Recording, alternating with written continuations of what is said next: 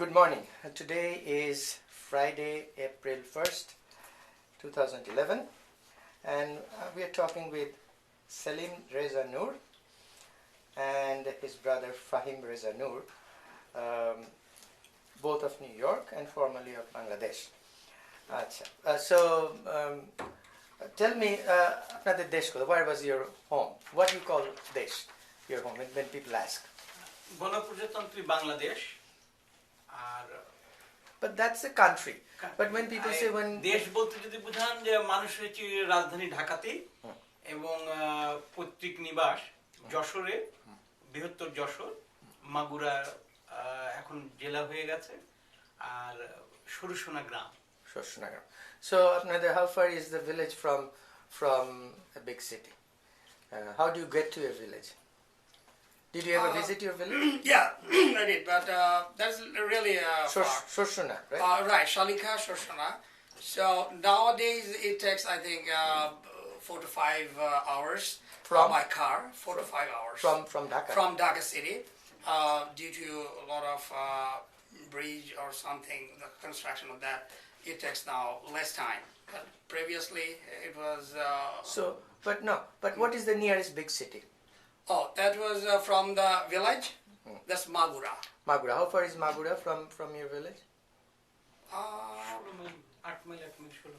Oh, that 8 miles. But how did you used to go? Travel? ওখানে বর্তমানে ওই ভ্যানে যাতায়াত করতে হয়, একটা বাসও আছে, তবে রাস্তাঘাটে খুব একটা সংস্কার নাই বলে বাসের চেয়ে ভ্যান এবং স্কুটারেই। Van is the rickshaw. Right. Yeah. I learned it myself because I also think it's automated van, but I know in the rural areas, that's even in West Bengal, that's what they call the van. So, but then it must be taking at least an hour or two to get from there to. More than so, is there anybody still living in the village? My one of my cousin and also aunt. Right. But you grew up mostly in Dhaka, is that true? Right. Tell me about your family. আমরা 8টা ভাই, 8 brothers, right? 8টা ভাই, মা আছেন। আমরা কি ঢাকাতেই, আমার জন্ম ঢাকাতে, তবে আমার বড় 2 ভাই তাদের জন্ম সরুসোনা গ্রামে। আচ্ছা। সুতরাং তারা বড় হয়েছে দেশে অন্ততপক্ষে 3-4 বছর, আর এটা প্রতি বছরই আমরা ঈদ উপলক্ষে আমার যখন চাচা জীবিত ছিলেন দেশে যেতাম বছরে অন্তত একবার, আর ওখানে বেশ আনন্দ ফুর্তি করতাম, বেশ গ্রামের পরিবেশে অন্যরকম। But you stop going there? Mostly, yes, because we are now not more in Bangladesh. Live here, go just for a few weeks there. So but Mr. Saleem, you don't go to Shoshana then? Last time I could not go, but last I went in 2002. But when you go, where you live? In Dhaka. No. But in the village.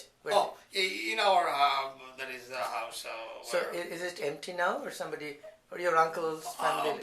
Their family, because my uncle's 3 sons, 3 of them, one is living there right now, and also aunt sometimes live there. So you said you saw the birth of Bangladesh, right? So tell me, and you were telling me that your father had written a book. Now tell me about what did you do during and before Bangladesh independence? Okay, we were very little kid at the time. That was 1970. So my father was a journalist by profession, and he was very closely related with the national politics and the leadership. And the father of the nation, Bangabandhu Sheikh Mujibur Rahman, is his very close friend. What newspaper? Daily Ittefaq. Okay, yeah. He was the news editor of Daily Ittefaq, and he was also a columnist. He writes a column in pen name, in his own name, political commentaries.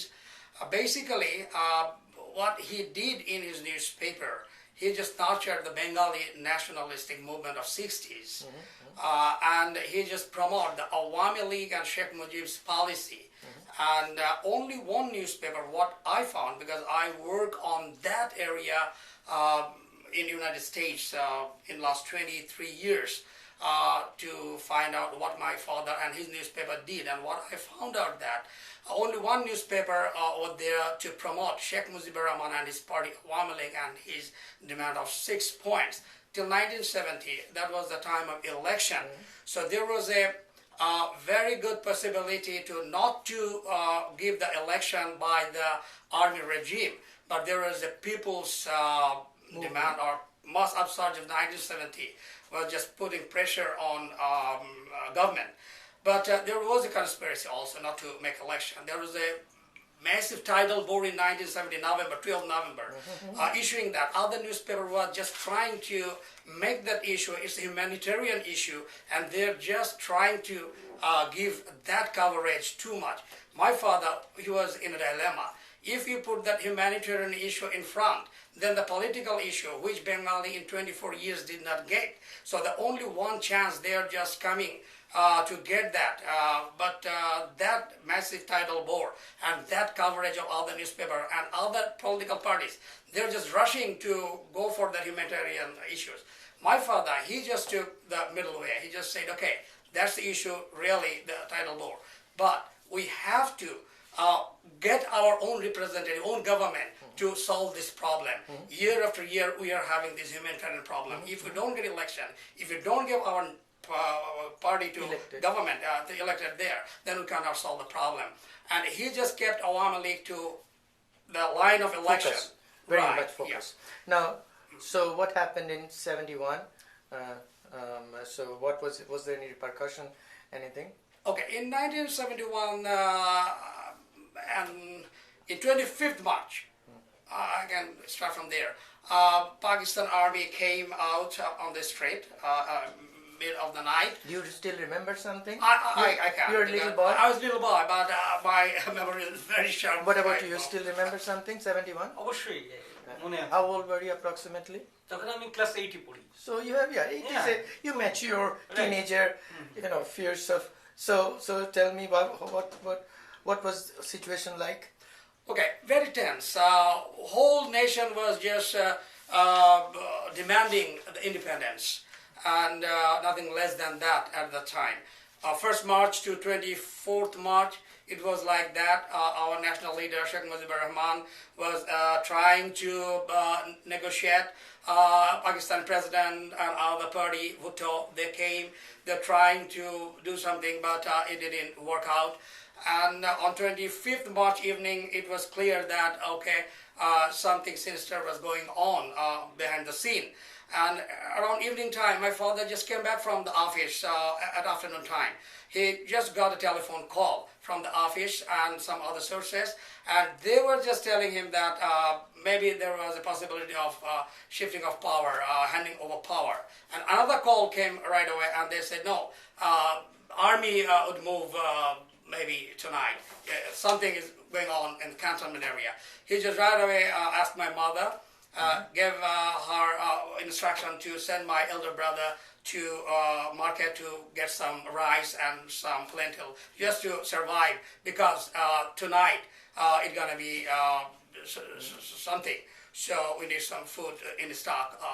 So my father just went back to office. Thereafter, we live adjacent to Razabad police line, which was the first target of Pakistan Army. At the night time when the attack went on, my father was not there. He was stuck in the office. And my second eldest brother, Shaheen, he could contact my father around 10 o'clock. And my father told, my brother got the news from Chittagong correspondent of ISPaD, Mr. Mainul Alam. He just told that I tried to get ISPaD, but no telephone is working over there. I could not get your father. So giving the news that in Chittagong there is war just broke out. Army was there, Bengali armies, they are just supporting people. And there was fire, crossfire. A lot of people died there. There was a ship, the SWAT that is called. SWAT, the ship, Pakistan Army ship. They are just trying to get out arms from the ship. But there, everybody, the people and the labor unions, they just surrounded the ship, and they're just preventing Pak Army to do that. So he just told my brother to pass my father this news. He tried for several times and he could get my father and told that I got this news about my father, Chittagong was calling you. My father says, I got some bad news, so I'm trying to get the leader, Sheikh Mujib, and I'm just conveying him this news, what happened in Chittagong. I don't know whether he knew that or not, and I will try to get something from him, what he got the update, and I would call you back. But he could not call us back because electricity and telephone line all went out right after that, and we stayed at home, and Rajarbagh was burning around after midnight, around early in the morning, and all the police officers, all the police spies and their families, they just came, took shelter in our house and all other adjacent Chameli Bagh, what it's called, the houses. At the beginning they tried to fight back from our roof or anywhere. But at the daybreaks, but they could not do anything, so they just leave their clothes, uniforms, arms, whatever, and they just try to flee from that point. And 26th March went like that, whole day we were captivated at home, and nobody knew what happened. At evening, someone came in the curfew, just came out from somewhere and just gave us this news that Ittifaq was burning. Pakistan Army attacked Ittifaq. Might be their father. Just tell my brother's name. Shamim's father was died there. We just heard that news and we're really intense. 27 March. See, somebody came and told you? Right. Somebody. They were just came from.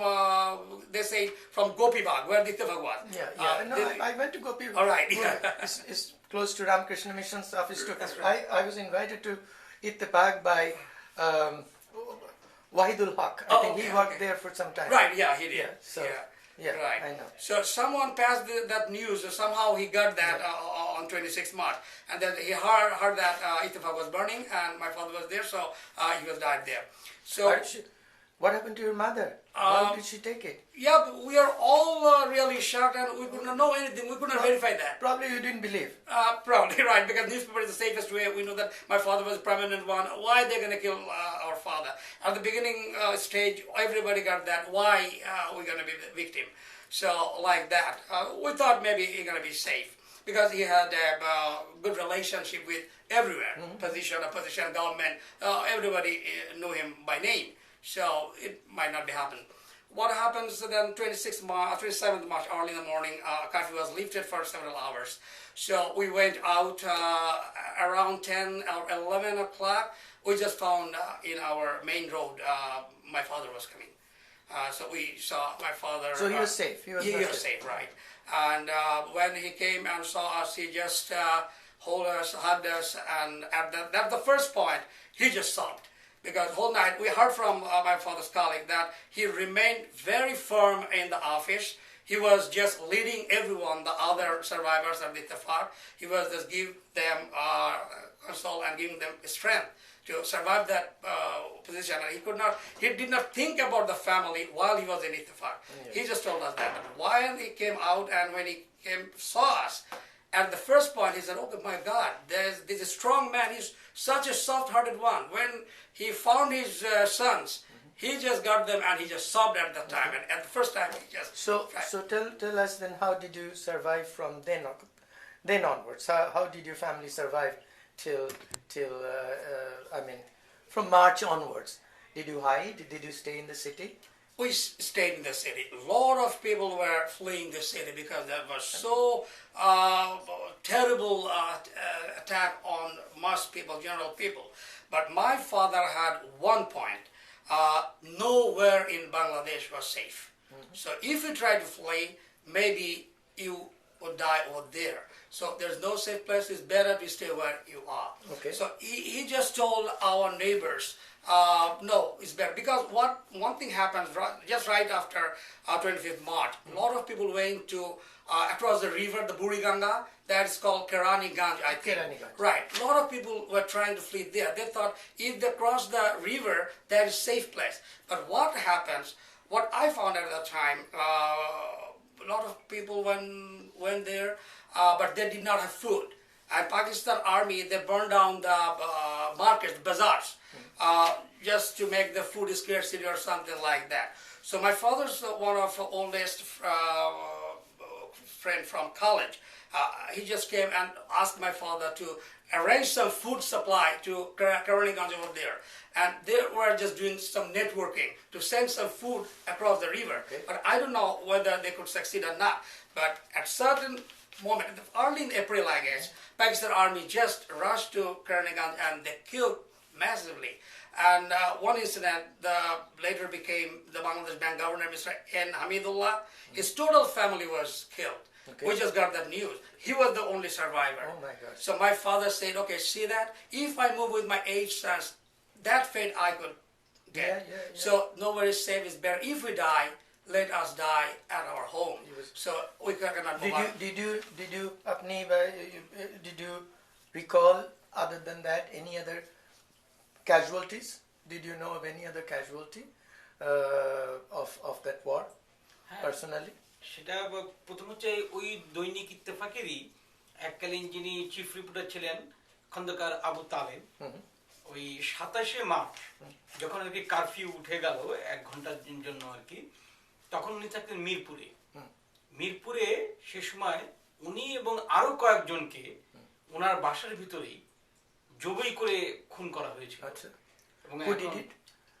এটা ওই idea? Of course you idea না, সেটা তো আমরা ঠিক ওইভাবে তখন যাই না। তখন পাকিস্তান আর্মিরা যেহেতু নেমে গেছে, Yeah. আর তাদের সাপোর্টে ছিল হলো বিহারিরা, তখন ওই বিহারিরা মোহাম্মদপুর এবং মিরপুরে ছিল। এরা আর কি তখন দেখছিল যে যেভাবে বাঙালিরা জেগে উঠেছিল এবং আন্দোলন করছিল, তাতে তারা সবসময় আমাদের বিরুদ্ধে চালনা করেছে, যার ফলে তারা সেই সুযোগে সদ্ব্যবহার করলো এবং ওখানে যত বাঙালি পেয়েছিল তাদেরকে কাউকে জবাই করেছে, কাউকে খুন করেছে, কাউকে গুলি করেছে।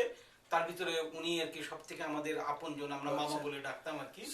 So all right. So what happened to your father because he was such a prominent person? Okay, at that time, Ittifaq was burned down, so he didn't have any work. So he was thinking what to do. A lot of people asked him to go. So all other employees all of a sudden lost the job, right, because the paper. 350, more than 350 employees lost the job.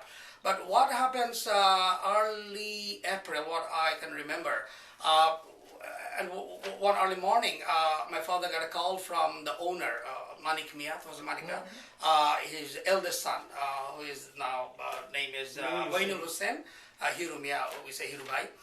He just called my father, and later Manik Mia's wife called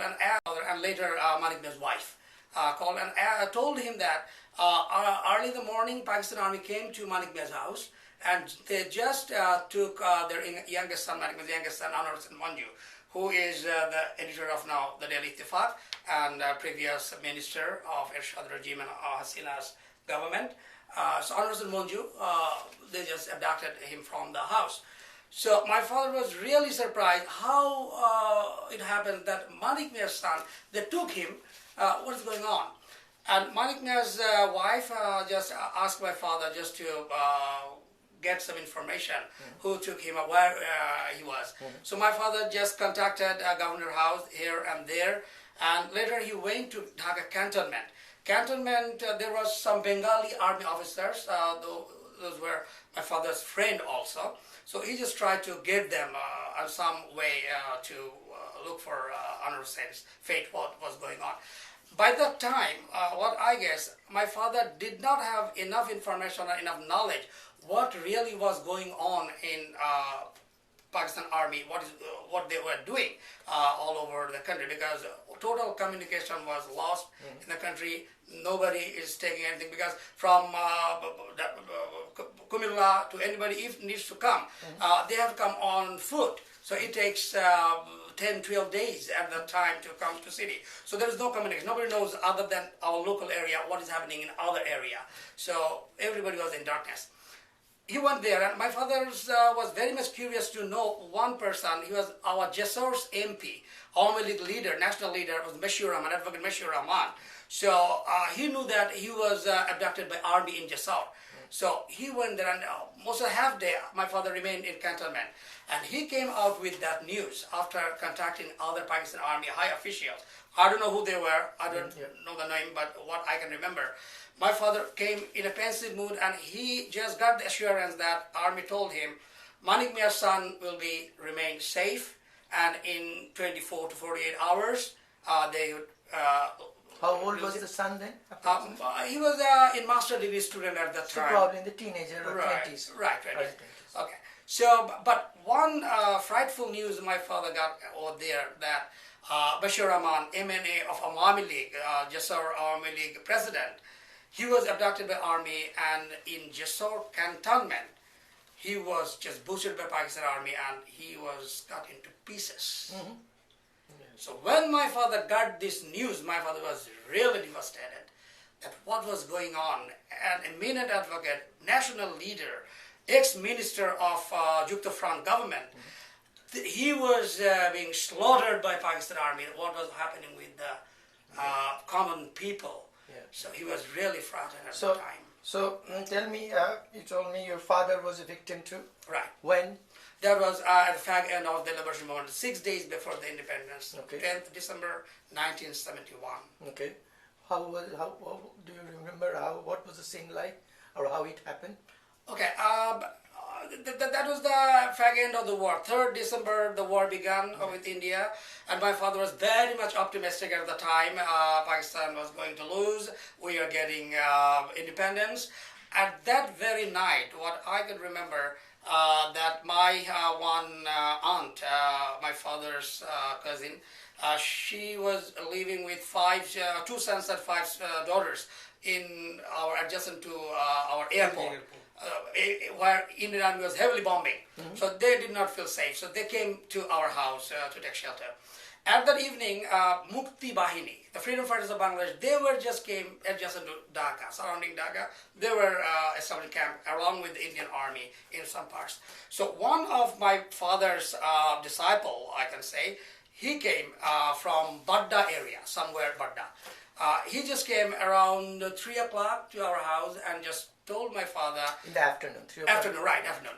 Says, we came, we are just somewhere close by, so we were just instructed by exile government, just take you to our shelter to keep you safe, because independent Bangladesh needs you.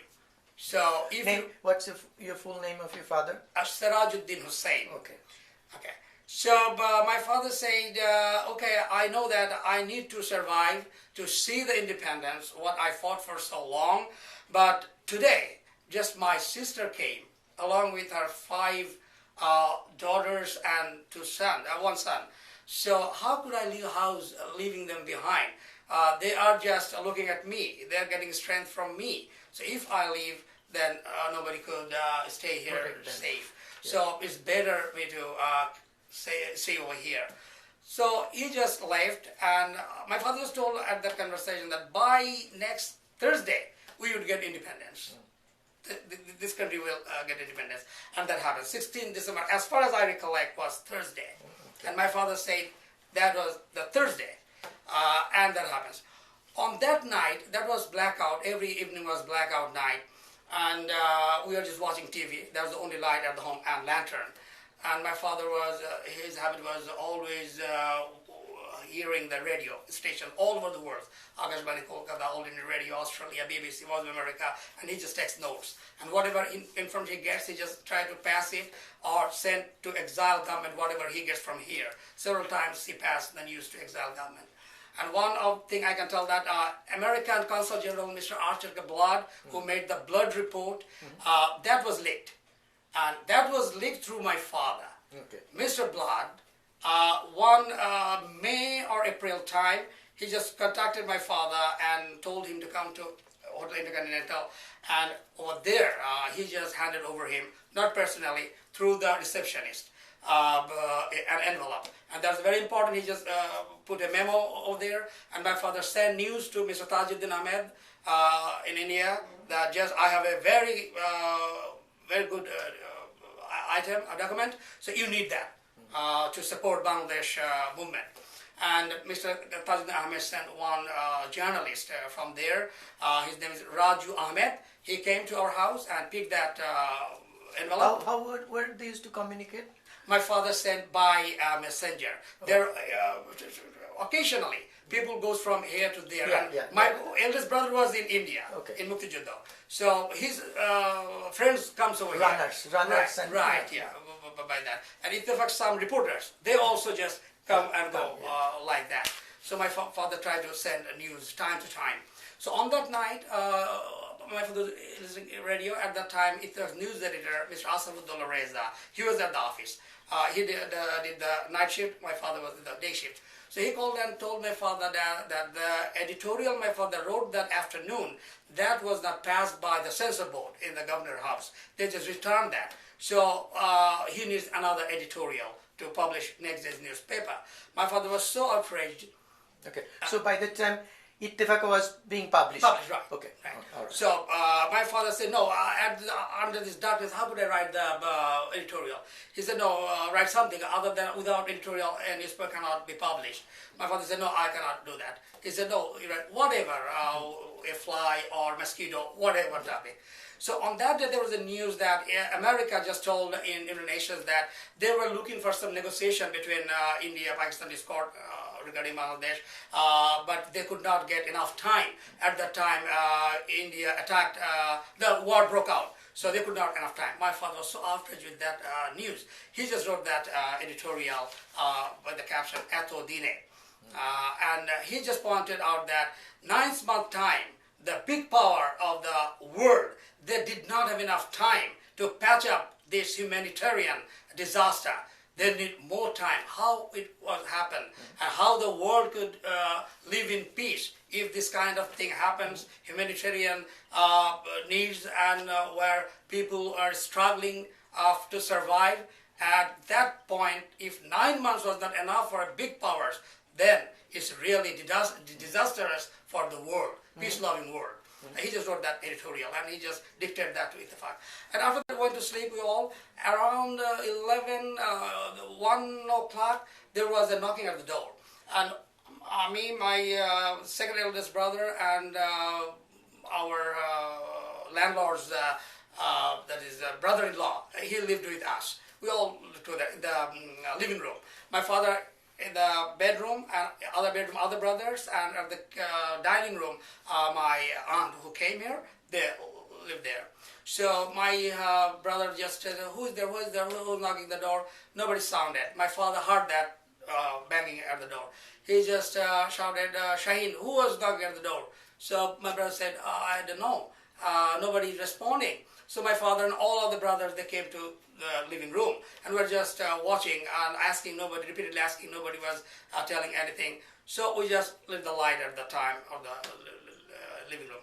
My father decided to open the door because he had one concern that maybe some needy person, some Mukti-Jodha somewhere just roaming around in the city, he knew that better. We are journalists in this house. One advocate lives in that compound and one doctor. The landlord himself was a doctor. So my father said, there is some needy person at this middle of night, in the curfew night. Maybe some Bengali person needs, whether a telephone, because our house had the only telephone in this area.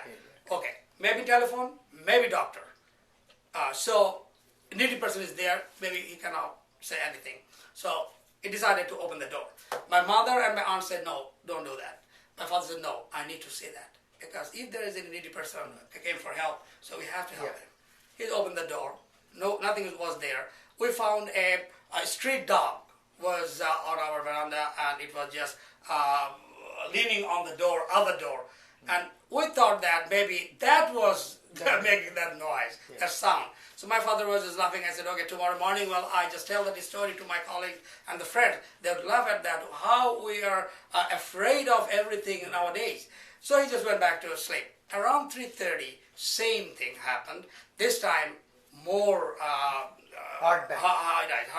That was, at this time when my father, brother said, who is there?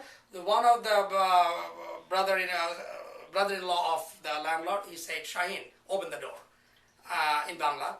My brother thought, oh my God, he's a Lulu Mama, our other uncle of, we said him uncle. Oh, he's, no, Mahmoud guy, sorry. Oh no, landlord. Shaheen opened the door. We thought it's our landlord. So my brother just opened the door because we knew him. Maybe he needs telephone whatever, or something.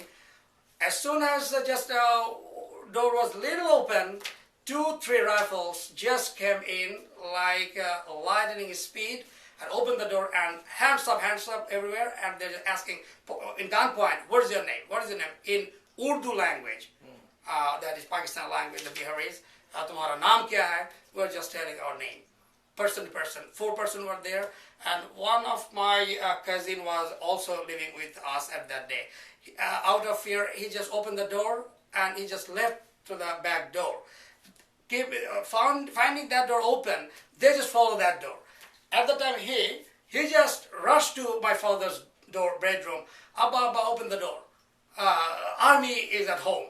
So we thought if our father comes out, then army would be pacified. They're going to do any harm to us because my father, he has his identity, and he could say, okay, I'm this and that. So he could contact their officer. We will be much more in better shape. So at the time, my mother opened the door. At the time, the Razakars or Al-Badr, whatever there, they just followed him and entered the door. My father just came out from the bed and just tried to take his, we call the pajama like this one, long dress, Punjabi, right? He was wearing just sando genji and lungi, was the traditional dress.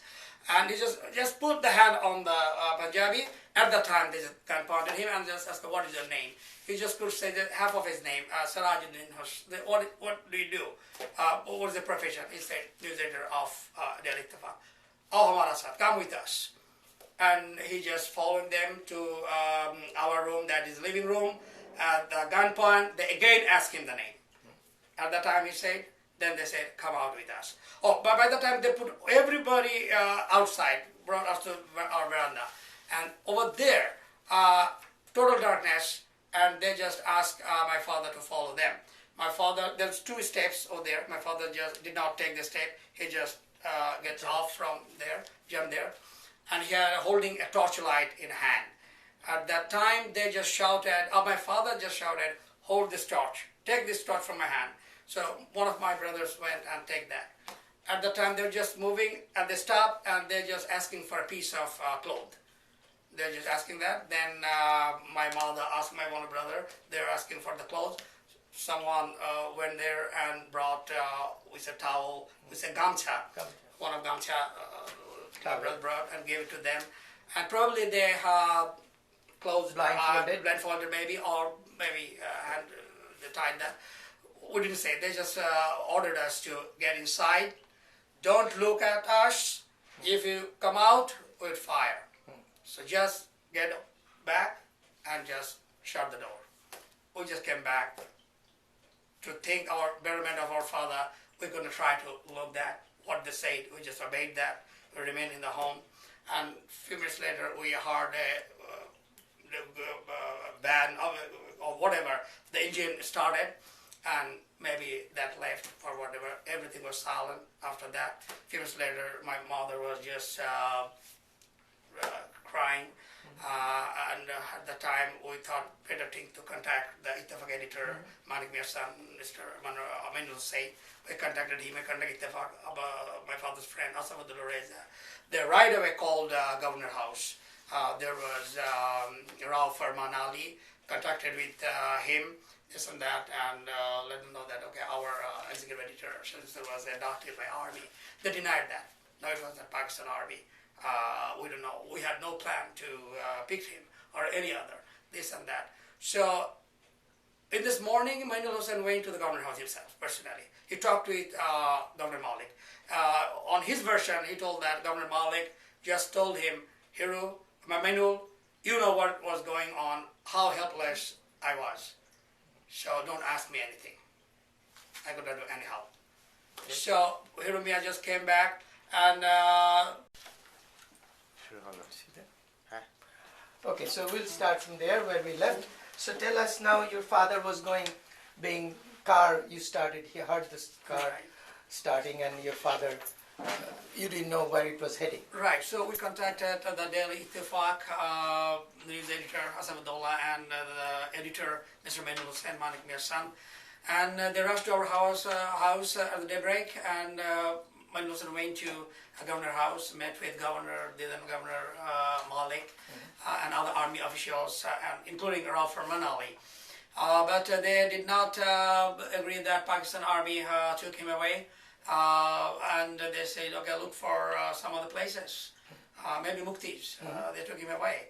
So 2 days later, on the next or that afternoon, we heard that journalist Nazmul Haq, he was abducted just right after my father.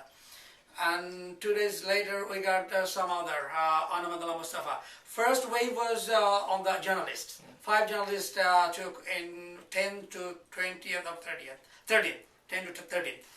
Thereafter, we got the news, professors, doctors, like Dr. Alim Chaudhry, Dr. Rabi, then Munir Chaudhry.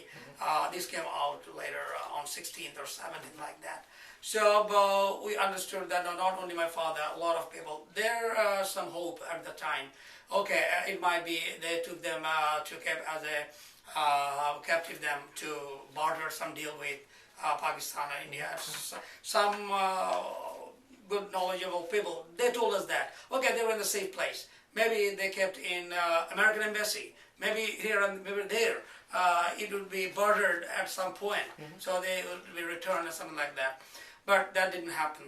After 16 March, the Indian Army was here, Mukti Bahini here. So we tried to reach everywhere as much possible to get them out. But we could not get anything from 16 to onwards. After that, at one point, one mysterious phone call came, and which was also connected with Jai Rahan's abduction. Okay. The similar story. Jai Rahan got a phone call that Shahidullah Kaisar was alive. We got the same phone call. It's after or before, I could not remember that. But we got this phone call that in Mirpur, where the Bihari non-Bengali concentration, though Dhaka was freed on 16 December 1971, but Mirpur, Muhammadpur was also, at that time, was a dangerous place. Bihari was, some Pakistani armies probably, they were well armed at that positions, and Indian army could not take that, or Mukti Bahini could not get there at that point. There were many armed people there on our Bengalis part. So we got telephone call that Sirajuddin Hussain was alive.